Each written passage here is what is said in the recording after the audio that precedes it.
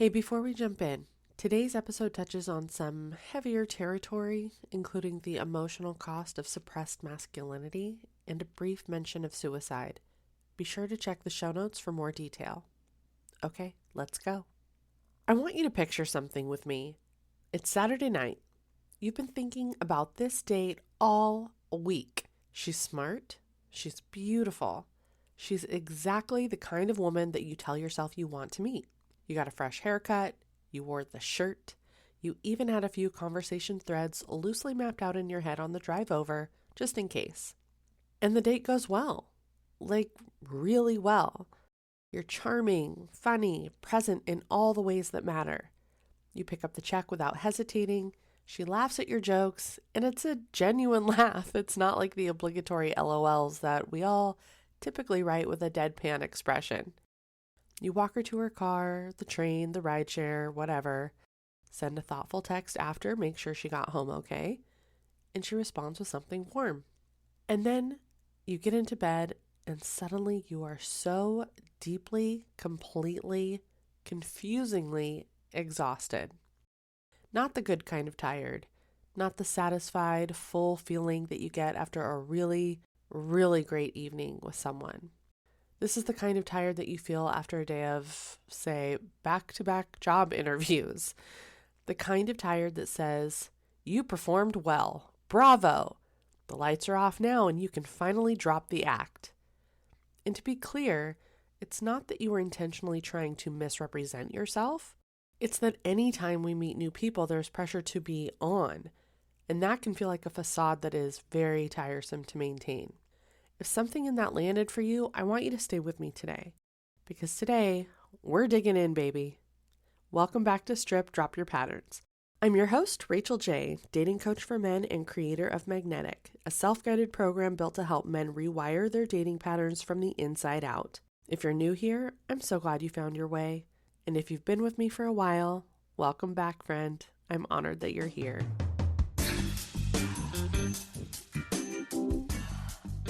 Throw out the rules, forget the cliches. This isn't about the perfect profile or the perfect date. It's about real connection. It's time to strip away the masks, shed the stories, and drop those old patterns that no longer serve you. Tired of dating advice that doesn't fit?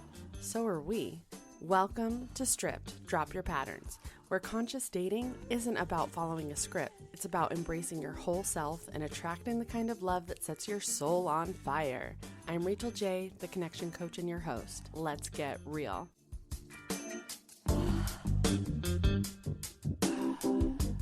Let me start with something that I want to be really clear about, okay? Performing is not a character flaw. It's an adaptation. The men that I work with are not performing because they're fake or hollow or trying to con anyone. They're performing because at some point, probably early and probably without anyone ever saying it directly, they learned that the real version of themselves needed some editing, that the unguarded version wasn't quite what the world was asking for. So in response, they built something better, something stronger, smoother, more impressive. A version of themselves that was more acceptable to those around them and even revered. A version that could handle anything, fix anything, achieve anything, charm anything. And here's what makes this so complicated. It worked, okay? Really, really well. In almost every area of life, that constructed persona delivered. The career, the apartment, the social presence, the air of confidence in a room. Just not love. This version couldn't quite conquer love. And what I want to name today is what I call the performance tax. It's the invisible cost of maintaining a persona that was simply never designed for intimacy, because intimacy doesn't want the polished version of you. Intimacy wants the real one. In fact, it requires the real version of you. And those two things are often, at least for the men that I work with, strangers to each other. Here's how it shows up, okay? Men come to me genuinely confused because on paper, they're doing everything right. They're attractive, they're interesting, they're financially secure, they mean well.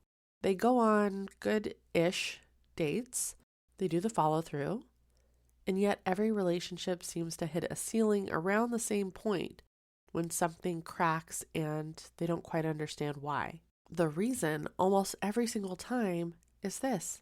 the person they've been dating fell for the performance. And the performance can only go so far before the cracks start to show, before the real person underneath starts pressing up against the glass, wanting out. And instead of letting him through, most men in this pattern double down on what has worked well in every other area of his life, which is performing harder. And the intimacy they were craving actually gets further away because it keeps landing on the persona.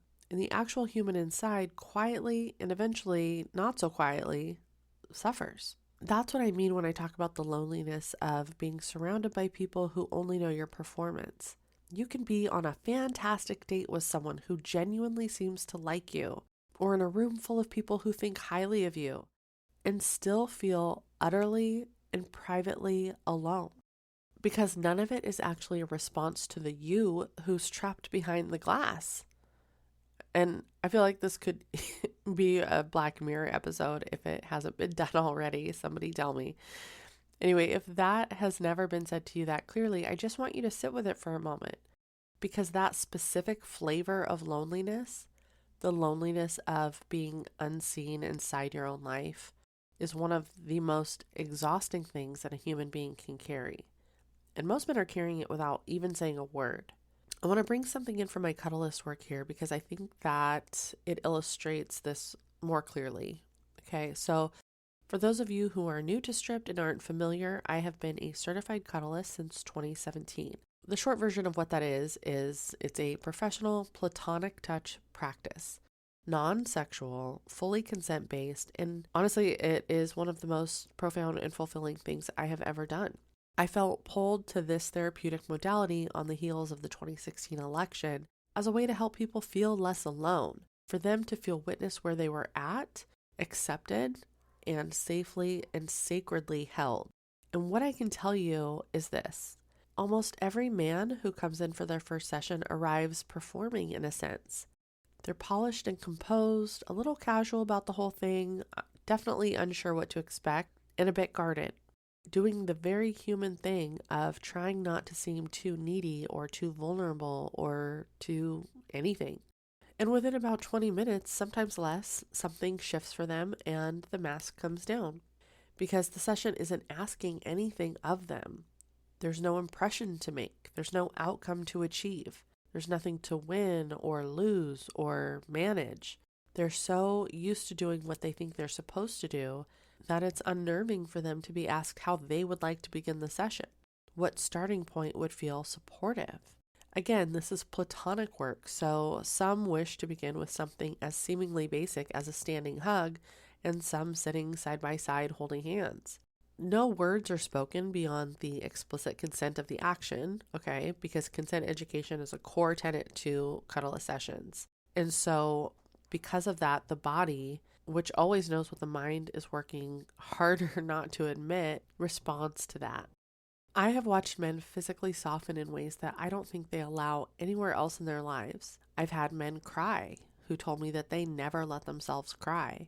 I've had men tell me that they don't have relationships where they receive any non-sexual physical affection, and they are starved for it.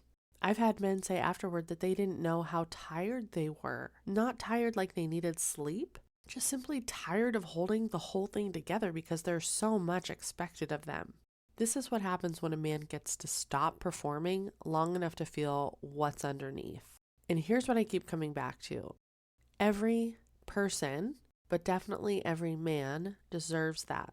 And the reason why I make that distinction is because women are allowed to be soft. Women are allowed to ask for support in those ways, whereas men have been conditioned not to ask for support in those ways and not to drop that shield. So when I say every person, but especially every man deserves that, that's where I'm coming from. And they deserve it not just in a practitioner's office, but in their relationships with their partners, because that's what intimacy actually is. It's not just the physical closeness. It's the specific safety of being allowed to stop performing, of being a little tired, a little unsure, a little human. And having that be not only okay, but actually welcomed. But if you've spent the better part of your adult life building and protecting a persona, then you don't necessarily know how to do that. And more than that, you might not even know that you don't know, right? Because from the inside, it can feel like you're being yourself, just, a very carefully edited version of yourself.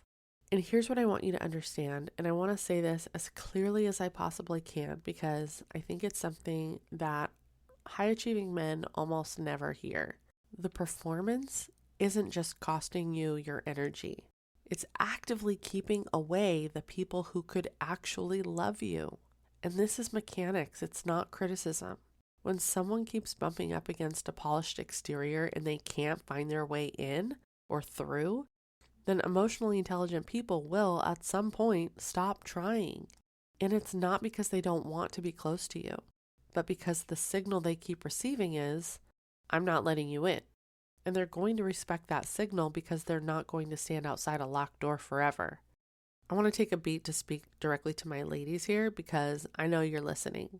If you're a woman who loves one of these men, then you know exactly what I'm describing. You love him. You see something in him that he might not even fully see in himself. But there's this glass wall and you can't figure out how to get past it. And sometimes you wonder if you're the problem. I have been through this.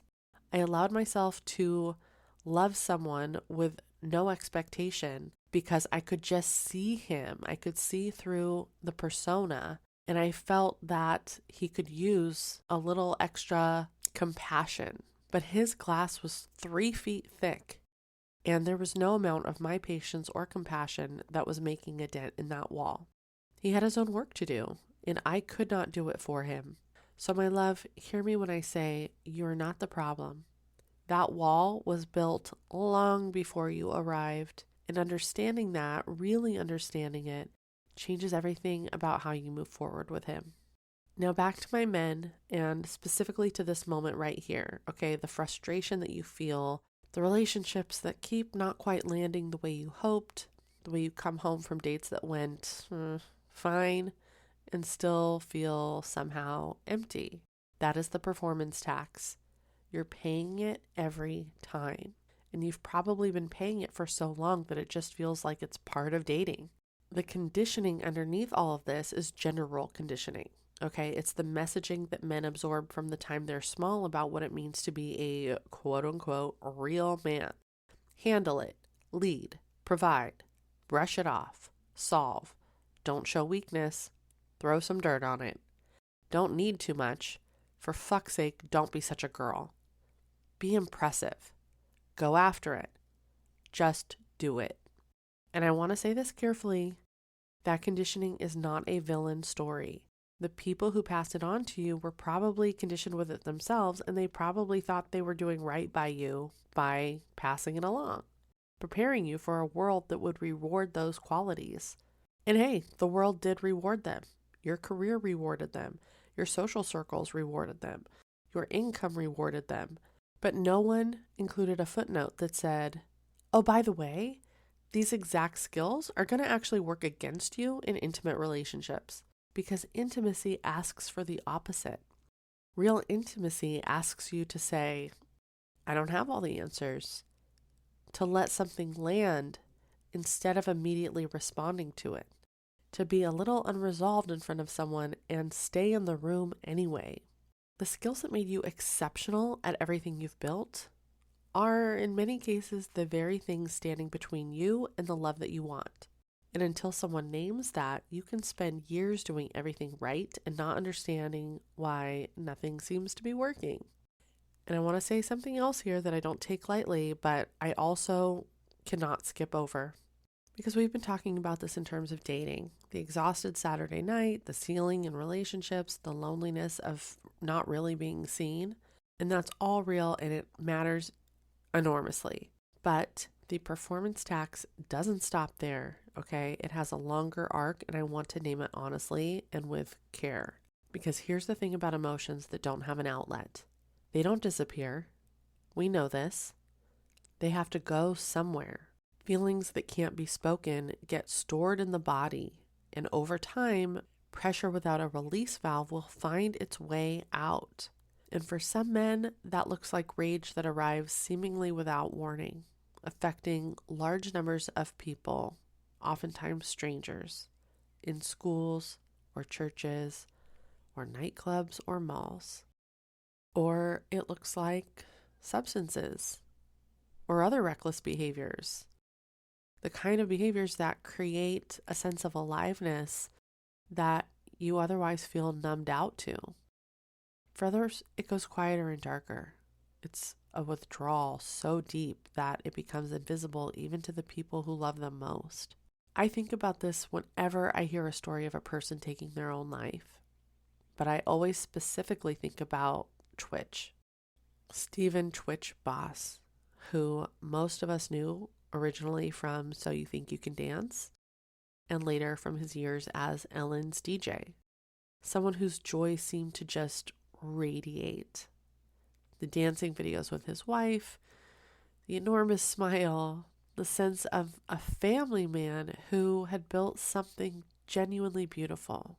And I feel chills even thinking about him now and talking about it. I have tears in my eyes. But then December 2022 happened. And I was devastated in the way that I think a lot of us were, not just with the grief for him and his family, but with that particular ache that comes from realizing that you never would have guessed. I had no idea anything was wrong. I never would have seen this coming, right? Whatever the full story is there, or in any instance of suicide, what feels undeniably clear to me is that this was a person who, underneath everything that looked like living his best life, was carrying something heavy that he didn't feel he could put down in front of anyone who loved him. His performance was so polished that even his closest people couldn't reach him. And I'm not saying this to be dark, and I'm not saying it to scare you.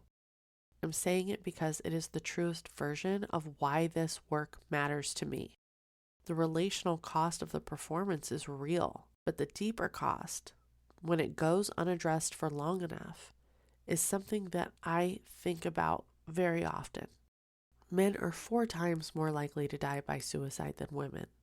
And I believe with everything in me that a huge part of that gap is about what men were taught they were allowed to feel and who they were allowed to tell, and the even smaller number of those people that they felt actually safe to tell.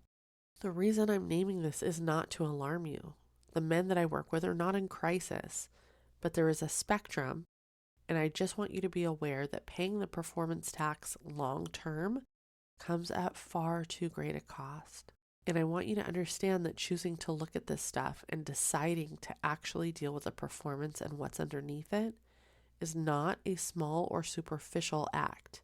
It is a genuinely brave one, and it has consequences that extend way beyond your next date. Now, I want to pause here and invite you into something brief. You can stay in motion for this. If you're driving, you'll be okay. Walking, it doesn't matter. You don't have to close your eyes. I just want you to bring your attention to your chest for a moment. Not your thoughts, not your to-do list, just that physical feeling, that physical space in your chest. And I just want you to ask yourself honestly, is there anything that I'm holding right now? Is there any low-grade tension, any effort, anything that has been running so long in the background that I've stopped noticing it? And you don't have to name it. You don't have to fix it. And you certainly don't have to tell anyone about it. Just notice what is there. Because sometimes the first step isn't jumping into strategy. It's just the willingness to acknowledge that something has been hard, that you've been working in more ways than are visible for a really long time. So what's coming up for you? Just notice. Now, what do you actually do with this? I'm not going to hand you a script for your next date or a list of things to say to seem more vulnerable, because that's just a new performance. And people can feel the difference between real and performed openness in an instant. The real work is something different. It's genuinely getting curious about the version of you that's been just managing. the parts that got edited out early. Not because anything was wrong with them, but because at some point you learned they were a liability.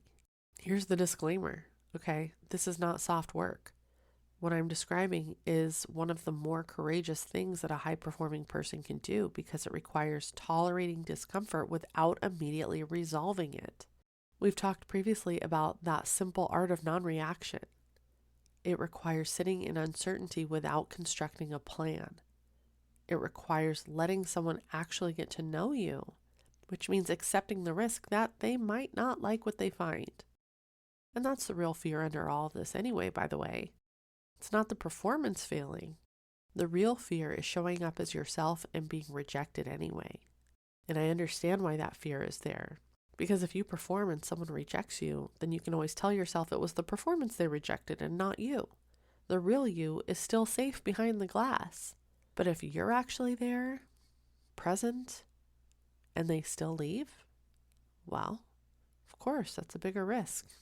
And I hear you. I understand. I get that. But here's what my clients discover over and over when they actually start doing this work. The more they let the performance go, the more attractive they become. Not less. More. Because people don't fall in love with polished exteriors. They fall in love with people. And a real person, present and a little unguarded, is infinitely more attractive than the best curated version of anyone. And it gives the other person permission to drop their mask a bit, right? So that they can feel comfortable showing their dorky side or their mild insecurity about the gap in their teeth or whatever it is. That unguarded version is so much more charming and attractive and sexy than the version that is trying to be impressive. You have a full, complex, genuinely interesting person underneath the performance. Someone with depth and humor and real opinions. And yes, probably some places that have been quietly driving your choices without your permission. Magnetic is about learning to let that person come forward. Consistently, practiced, over time. Not dumping your whole interior on the first date, no way. But building the neural pathways that don't automatically default to the performance every time something feels vulnerable. Listen, it is not a quick fix, and I will not pretend that it is. We've talked about this. Neural rewiring takes consistent practice. It's not a single insight. But every time you choose presence over persona, every time you let something land instead of deflecting, every time you decide to stay in the feeling instead of rushing to solve it, you are changing the pattern incrementally and for real. The performance you crafted, the persona you built, it was not a mistake. It got you here and it built something genuinely impressive and it worked. And at some point it was protecting something in you that probably needed protecting. But you're not dating to survive. You're dating because you want something meaningful that brings a new level of depth to your life. Because in those quiet moments, in that sick-ass apartment with everything handled and nothing missing on paper, there's a part of you that is simply and privately starving for the one thing that hasn't been achieved yet. And that part of you deserves to be actually known by someone who chooses him and not the performance. Not the apartment, not the resume. Him, the whole complicated, layered, real person. And the path to that doesn't run through a better dating strategy. It runs through the patient, honest work of finding out who you are when the performance is off. And practicing, gradually, the courage to let that person take up space in your relationships. You are capable of this. You are absolutely capable of this. The fact that you're here, the fact that you listened all the way through, is already evidence of something in you that is ready to move. And I am here if you want to take the next step. So if today's episode stirred something in you, let's keep that momentum going. Magnetic is the app that contains my 6-week self-guided program built specifically for high-achieving men who are ready to stop running the same old program. It uses neuroplasticity principles to help you rewire your relational patterns, not through tactics, but through real inner work tools that actually fit into your real life. You can join the waitlist right now at theconnectioncoachonline.kit.com/magnet list. And if this episode spoke to you, I would love for you to share it. Send it to a man in your life who you think needs to hear it. Send it to the woman who has been trying to understand why the man she loves feels so far away. Leave a review if you're feeling generous. It genuinely helps more people find their way here. Like and subscribe so that you know when the next episode drops. I'll be back soon, but until then, take good care of yourself, my friend. And I mean all of yourself. I'm Rachel J, and you're listening to Stripped Drop Your Patterns. Bye for now.